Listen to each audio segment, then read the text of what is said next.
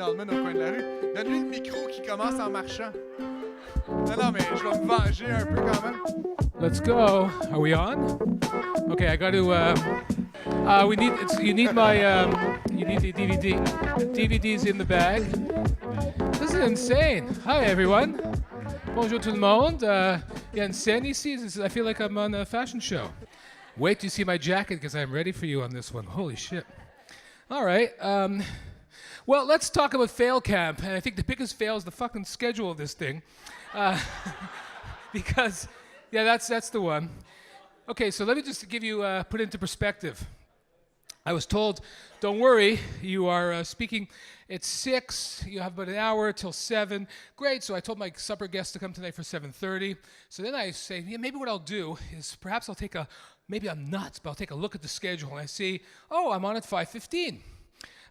So I call and I said, am I on at 5:15? They say, well, kind of. Well, what do you mean kind of? Well, we don't really know. Well, what do you mean you don't really know? So anyway, I said, look, I'll be there for 5. Is that okay? Yes, perfect. Anyway, I'm in the Uber and I get a call. Where are you? I said, well, I was basically the way it sounded. Where are you? I said, well, I'm in the car on the way over. You said 5 o'clock. Well, it's kind of going early. Well, okay. All right. Well, ladies and gentlemen, what a pleasure it is to be here, so out of breath. And also, I just realized I've given all my most worldly possessions to people I don't really know. So, so let's talk about failing. What I'm going to do right now, go ahead. Did I screw something up? You're very welcome. What, I have to sit down? What's going on here? Oh, you want me to walk here? Oh, okay, shit. Well, I didn't know that. Okay, here. Okay, is this really okay. Okay, so here's the story. Oh, am I allowed? Okay, let's just make sure, because I don't know any of the ground rules. Am I allowed to walk? Okay, great. Anything else I need to know once I'm here? No, thank you. Just feel free to just yell shit out, ladies and gentlemen, as I'm breaking every rule in the book. Okay, so here's what we're going to talk about today in terms of Failcamp. What you're going to see is a world premiere. And this is a world premiere, and actually this is something that you know a little bit about, Nadia, because we talked about this once before, but this is a world premiere of perhaps my greatest failure. There have been tons of failures, ladies and gentlemen, but this is the world premiere of one of my biggest. And let me put this into perspective before we take a look at this. Someone's calling me, maybe one of you. Let me just turn this off. I can't believe this. See, if I had 2 seconds to prepare, I would have been able to do this. So anyway, one of the greatest failures of my life. So let's put it into perspective. This is about 3 and a half years ago. I was asked to speak at the CMA, the Canadian Marketing Association. I was asked to give one of the keynotes there. And so what I did my research, and I saw the people who had been speaking there before. They were all very illustrious, prestigious marketers and people, and I said, and I looked at what they've done, because some of the stuff was online, and I've been in a couple of these conferences, and it's very pedantic. And what I mean by pedantic was, somebody there who had some theory or some, breakthrough or discovery, or they've written a book about something, and what they did is they had slides, and they would stand there and they would talk, and they would point to the slides, or they would do with the standard speech, what I would call the PPP, which is the point, pace, and prop. So they would point to the screen, they would pace back and forth, and eventually sometimes they would have a prop, they would pull something out, to make a point. And I said, I want to do something different. I'm going to be in front of all these marketers, these great, the Canadian industry of marketers. I said, I got to do something a little bit different and unique. So I tried to say, okay, how would I do this? And at that point in time, I had written a book about the art of surprise, and about the power of surprise in marketing. So I said, okay, what I'm going to do is speak about that. But you can't speak about surprise by saying, here's the first point, and here's the second point, and here's the third. So I said, well, I'm going to have to do something surprising. So what could be surprising? So I did, again, I just thought about the stuff that I liked. And one of the things that came up was Andy Kaufman. You know who Andy Kaufman is? Okay, if you don't, you can look him up un petit peu. C'est un humoriste que j'ai bien aimé. But il a fait toujours des choses niaiseuses. Pas juste niaiseux, but out of the crazy. Like he would take people from, he would do a show at Carnegie Hall and take them, out for milk. And he would charter buses and take them out for milk and cookies. He did all sorts of crazy stuff. And also stuff that blurred the lines between fantasy and reality. Like he would go on David Letterman avec un lutteur, and they would fight, and people would say, "Is that real? Maybe that's not real." But so he always would do that. I said that would be kind of cool. And then I heard a song. I was driving my car, and I heard this song called "World Without Love" by Peter and Gordon. Do you know the song? Please lock me away and don't allow the day deep. Anyway, it goes like that. And it was, I don't care what they say, I won't stay in the world without love. So I said, okay, a world without love, a world without surprise. So that's kind of cool. A world without surprise. So all of these things were all coming together. And then I heard another song by Stevie Wonder called Love's in Need of Love Today. I don't know if you know that. It's Love's in Need of Love Today. And it starts off with this choir. So I said, okay, so now it's all coming together. I'm going to do this Andy Kaufman-esque thing where I'm going to do this fake start. It's going to look, I'm nervous. And I'm going to start a second time and put this sort of fear in the audience that, oh my God, he's kind of losing it. And then I was going to be sort of insecure, go through this. And at one point in time, there would be 3 or 4 different mistakes. And at one point in time, I would say, oh shit, I forgot my notes. Can someone bring my binder? And the guy would be dressed in some robe. And I say, what's going on here? Why are you dressed that way? Are there any more like you? And a whole bunch of people would come on stage. There would be a choir. And I would do a poem based on a world without surprise, like this poem, because I figured, why would I go ahead and give these points about my book in a standard form when I could do it in the form of a poem backed by a choir after having false starts? So I said, this is brilliant. And at a marketing conference, and I said, what a place to do it at, to push the book and to push the element of surprise and do something different. Anyway, so to me, this was genius. So I put this all together. And here's my level of confidence, okay? J'étais tellement confiant, j'ai dit, okay, je vais amener mon agent, because I had a speaker's agent, je vais amener mon agent là avec, mais pas juste elle, the whole company, National Speakers Bureau, bring every agent, because you got to see what I'm going to do, and you can sell this around the world. But then I got greedy, because there was somebody who I met on the board of the Canadian Marketing Association. You got a woman named Farah Perlmutter, and Farah had another company called Speaker Spotlight, which is the competitor to the National Speakers Bureau. Come aboard too, come and watch me. You're going to be there. Well, my agent's going to be there, but maybe you'd like to compete for my services, so come to this. And then I said, well, this is going to be so amazing and so huge. They're paying me like $1,500. What I'm going to do is invest that money into a camera crew. I am going to get a camera crew and film this for posterity's sake. And I'm going to have it to show people the breakthrough that I was there when I changed the world in marketing. So I was so excited, you couldn't believe it. I got this choir, we rehearsed, and anyway. So let's put it into perspective. So let's go through this. So I went and I did this, and it was... I mentioned this on the stage of C2 a couple of years ago. It wasn't just a disaster. It was a fucking disaster. And they didn't just dislike me. They fucking hated me. And I'm going to tell you the difference between hated and fucking hated. Hated is you suck. Fucking hated is we want to kill you for wasting our time. Okay? So now, I'm not making this up, ladies and gentlemen, because I saw my reviews. And you go to a conference, you get reviews. There's always I am the lowest rated speaker in the history of the Canadian Marketing Association with a 15% approval rating. 15%, okay? Hitler got 18, Trump got 22, I got 15. 15. You could not get any worse than me. If you had a dog shitting on stage, the dog would have done better than me. Okay, so that's how poor it was. So what happened was, at the end, when it was all over, of course, everybody, when you come off that way, people, it was called the walk of shame. And this is not the walk of shame when you come home late at night, it's 4 a.m. and everyone knows you slept out. This is the walk of shame when you're just giving the speech and no one can look you in the eye, and you're walking and everyone's going like this, or turning their head as you're. That was me. So it was like this. So if you all would do this for a second, you would sort of remind. That's basically what it was, and everyone was turning their head. I said, "Oh my God, this is a true and terrible." Nightmare. But the worst part was, when it was all over, I had a guy come up to me and just do this, because he gave me the DVD of the event that he had just filmed. So to make matters worse, so here's the story. I set this all up. I think it's genius. And you know, you're on stage and you're seeing the reaction, and you say, I am not connecting with these people. They hate me. And, you know, but they loved the guy before with his 18 bullet points. Why me? You know, why me? So this DVD sat in a drawer in my home from that moment. I never looked at it. So when I got the call to do this, I said, well, this is perfect. I am going to have the world premiere of this DVD. However, okay, whoa. I have to walk you through it. I'm going to need do I have a fast forwarder thingamajig? Okay, great. Yeah, I hope this is going to work, because it's all you got, so we're going to see if Failcamp lives up to its name again. Where's the DVD? Sorry, is it that thing? Okay, we're going to put it. So here's the story. I'm going to walk you through it.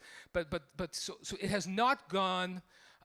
it went unseen for 3.5 years, until I got the call and I said, I'm going to take it out and look at it. So we're going to walk through this, and and I'm going to show you. We're going to skip forward.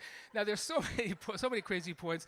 I had a really insane hairstyle at the time too. It was shaved here, and I was able to flop it side to side. So when because I read the comments that people wrote about me, and they said, look at him there in his pink jacket and his toupee. Toupee?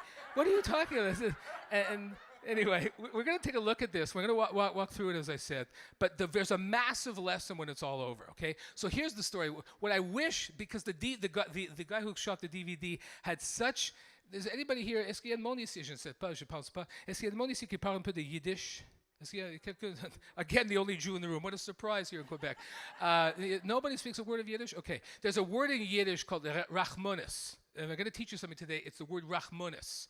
And what does rachmonis mean? Rachmonis, ça veut dire pas juste pitié. It's not just pity, but it's deep pity. It's profound pity. So this video artist, what would you call him? The videographer, the guy who I hired for the amount of money I made for that speech, he had rachmonis on me, so he cut out the first, like the false start, because thinking that, oh my God, yeah, I can't. So I wish it was there, but it's not. So what you're going to see here is me coming on the second time. Okay, this is after I've already done this, and I said, okay, hold on, let's do this again. And I walked off stage. This is me coming on the second time, and let's go through this. And we'll fast forward. We're not going to watch a ton of this stuff, but we'll watch a bit. All right, let's see. I'm going to do something crazy and press play. All right. Okay, let's see. Okay, oh, it's called power. Oh, it's on? Okay. Well, look, at least we got the still. We're getting somewhere. Here we go. Look at that. Here we go. All right, so we'll take a look through and watch a bit of this, and then fast forward a bunch. A World Without Surprise. Okay, that was what a great title. Okay. I'd like to present to you for the first time. Oh, hold on one second. Hold on. Oh, this is not the way. Well, no, sorry. I gotta stop this. Oh shit. So sorry. Surprise. So sorry, because I want to go back. So sorry. Can you just do this? Okay, title 2. I think that's the one where you see everything. Hold on one second. I hope you put the right one in here. Okay. Let's see. Oh yeah. Okay. Oh shit. Sorry, guys. I just want to make sure you get the right one, because I hate to show you just because this is the first. Okay, yeah. Okay, this is it. This is it. Probably. Okay, this is the speech. Okay, so now you're gonna see. Now you're gonna see the second intro. Hello, everybody. Second time. Ladies and gentlemen, I don't know how to put this, but I've created a monster, and it's called Surprise, and it doesn't really look very scary, much less a monster, but trust me, it is. Let me explain. In a nutshell, the basic theory works something like this. A good surprise does 3 things to a consumer. It lowers consumer resistances, it weakens consumer defenses, and it raises consumer levels of happiness all at the same time. You'll see a bit more nerves coming up. Now, this surprise produces a state that I like to call euphoric shock. And people end up looking like this. This is the classic surprise face, where the eyes are popped, the mouth is open, the nose is basically, I use it for the for the logo of my book. Now, euphoric shock is incredibly important for business because what it does, it causes consumers to act far less rationally and way more emotionally than normal, sort of like the way they are when people are in Disneyland. Euphoric shock, as I said, very, very important for business because what it does, it makes people act, I guess, kind of Goofy. Okay, watch. In this state, we are very susceptible. Oh, sorry. To Again, a he was so nice to me. message. Oh, no, here we go. I can't believe I'm screwing this up. You see, I can't believe so right now I'm putting that it's discomfort far into him. I frivolous. can't believe I'm It's screwing this actually up. quite Goofy. more So important than ever. let's continue. Let's fast forward a bit, just a bit more until we'll get to. Okay, so basically, as PowerPoints go, I tried to say, well, if everyone's going to do a PowerPoint, let me TV, have fun with my print, PowerPoint. Do things upside down.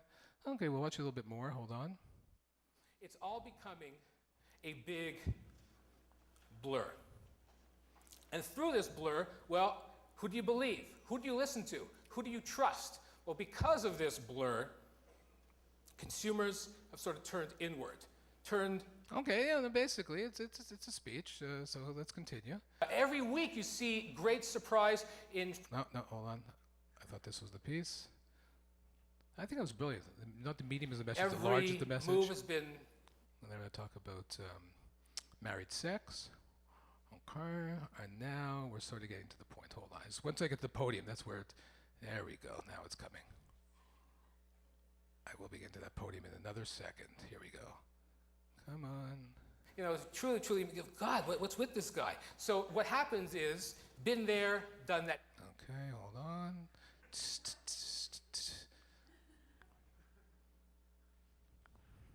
And I had seen some of the things that were working and got us attention. Not just attention. Hold on. Oh, okay, here he goes. The book, there we go. Detailed speech with examples and everything, but the thing ran 90 minutes. Here we go. But then I came to CMA and I was told, well, you can't do 90 minutes here.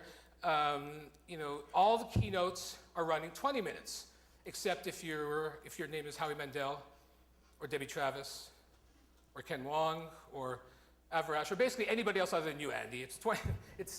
You're the only guy for 20 minutes. So I basically had to cut down this speech to 20 minutes. So I said, how am I going to do that? How am I going to bring this speech down to 20 minutes, let it retain its relevance, its credibility, and most importantly, find a way to walk the talk and do something surprising. So I said, maybe if I start a second time, that would probably be a good idea. But then I said, not enough. Perhaps I need something bigger. I need something better. And I said, I have to get inspired. And ironically, it was very strange how this came. The inspiration came one Saturday afternoon. I have this old... I'm going to tell the story about World Without Love. Okay. So now, get to the point. Get to the podium. Hold on. Here we go. The world premiere. The world premiere of A World Without Surprise. Hold on. Oh, Jesus. I'm so sorry. I forgot my notes backstage. Could someone do me a favor? Can you just I left it. There's a black binder there. Someone would just bring it to. Just if you're a stagehand would bring it to me. Thank you very, very much. Thank you. What's the matter? The pink jackets back there. So, you alone? So, all right. Do what you got to do. So, ladies and gentlemen. So here comes the choir. Now, right now, they're looking at me, and they kind of say, okay, it was, he had the PowerPoint, he paced, and now I had the choir, so now they were what I'd like to saying, do okay, right what's now, going on now? Okay, hold on. is present to you the first time ever. If we can get these mics working here, I'd appreciate if we can go to the boom mics here. I'd like to do is present to you for the first time ever the world premiere of A World Without Surprise.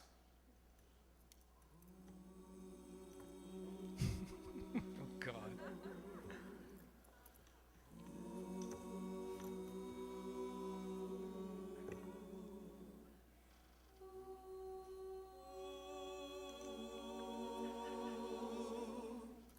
In a world without surprise, no more can't believe my eyes. What you'd see is truly only what you'd get. Life would plod along as planned, all supply and no demand. Muffled colors, dreary skies, in a world with no surprise. World with no surprise. In a world without surprise, no more sevens or snake eyes. All casinos would go bankrupt overnight. Every bet would be a sure one. Games of chance, indeed a poor one. Vanished long shots, hushed loud cries, when the world has lost surprise. When the world knows no surprise is when competition dies. Our sporting life would go on life support. Games would lose their sense of fun. Before played, we'd know who won. Empty seats, no pennant flies in the world of no surprise. So here's the story. Okay, so let's go fast forward a little bit more. Hold on, we'll get to the end. What is because luck? it looks like a bit about Mitch Joel, but it's not really him. Okay, hold on. Let's get to the end because it sort of picks up because the choir can also be crazy. Without surprise. Let's get to the end of this. Hold on.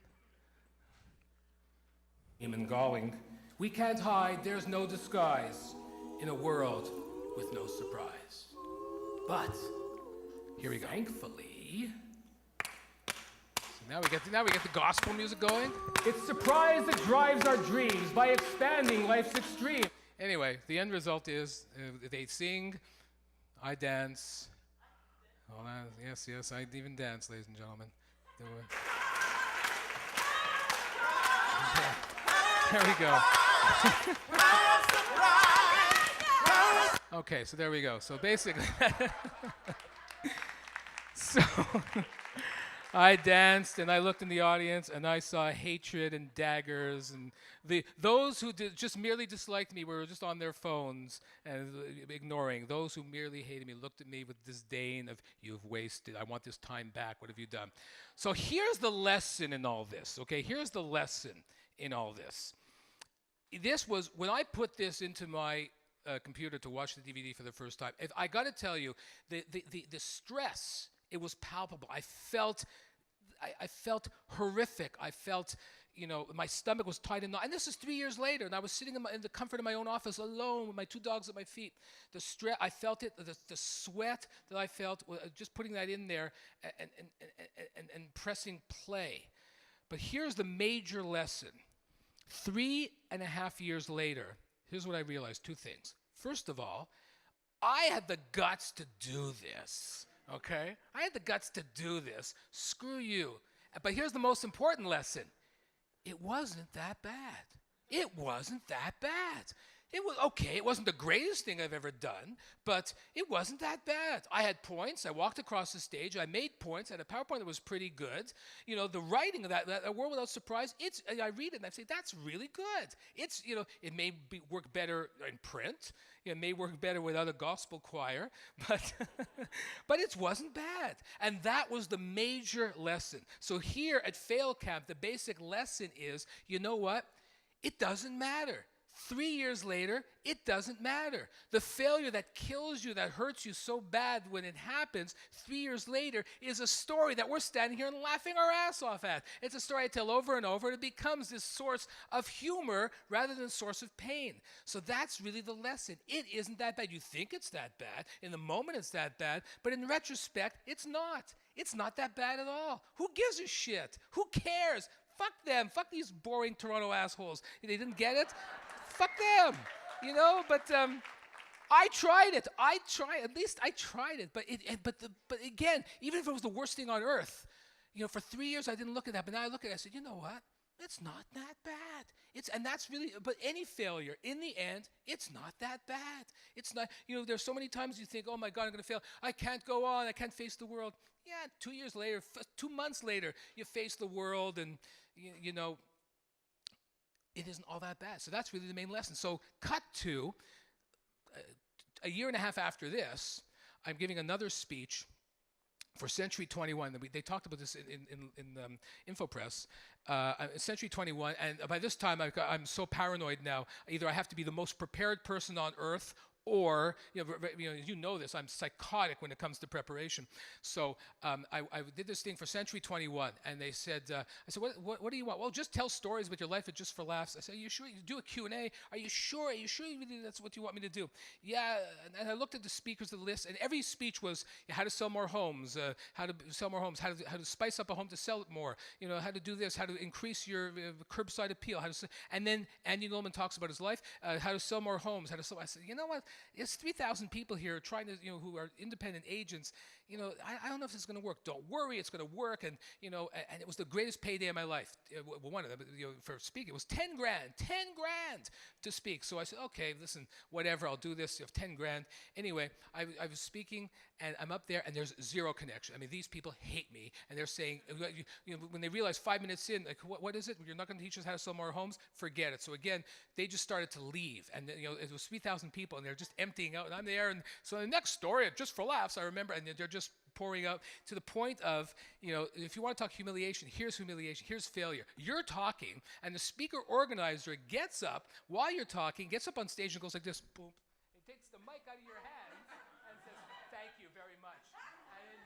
Oh, wait, ladies and gentlemen, our next speaker, and then you have to walk through the room, talk about the room. But I'll tell you something. You see? This hardened me. That speech there hardened me to the point where they did that. I said, oh, my God, it felt like horrific. This was at the Sheraton Center on René Lévesque. I remember, walked to the ballroom, went downstairs on that escalator. You know what I'm talking about, René Lévesque and Stanley? By the time I got to Simon's, it was over. It was a little rough walk from there to Simon's. Oh, my God. But at the end, I said, oh, my God, now I understand what total humiliation feels like. I better get back to the office and work. And that was it. But this hardened me. So basically, in the nutshell, ladies and gentlemen, I guess we will do Q&A after is what you told me what happens now.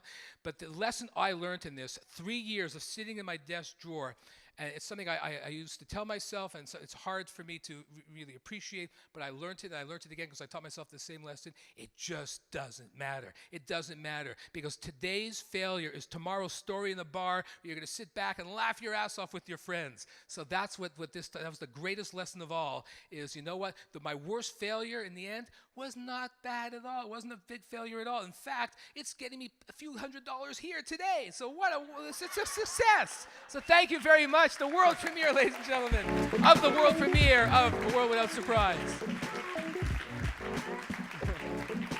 Excellent, thank you. That was, honestly, the taxi, everything, it was perfect.